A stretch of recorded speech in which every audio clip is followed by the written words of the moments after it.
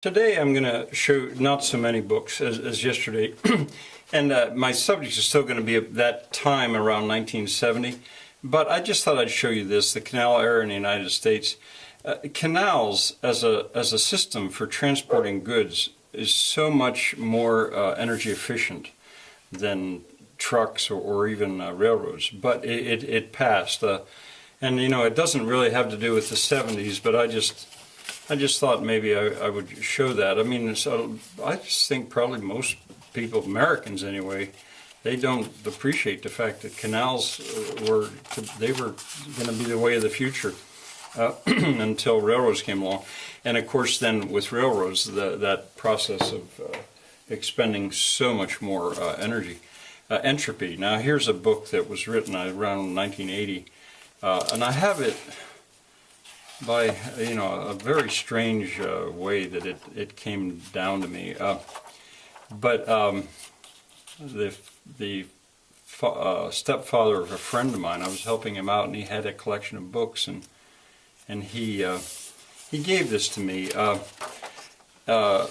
So anyway, I just thought I'd show you. He's also a man that was explaining to me the significance of Lithuanian as a language. But I just thought I'd show you, because I talk about entropy is the supreme law of nature and governs everything we do. Entropy tells us why our existing worldview is crumbling and what will replace it. Entropy, a new worldview. Oh, another thing, this man, I never met him. Either him or him, I'm not sure which. It turned out to be, I believe, married to a friend of my cousin's. I couldn't believe that.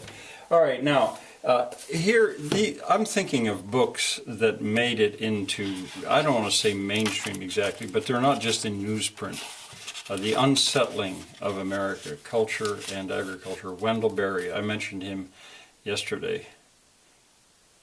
When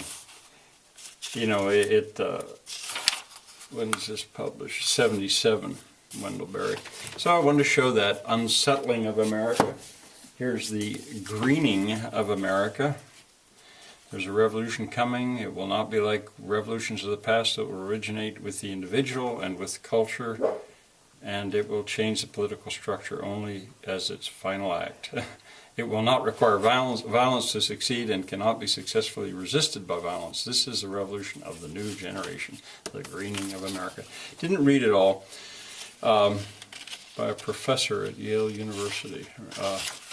But it shows, the spirit of that time. I just thought I might be able to find what year it was.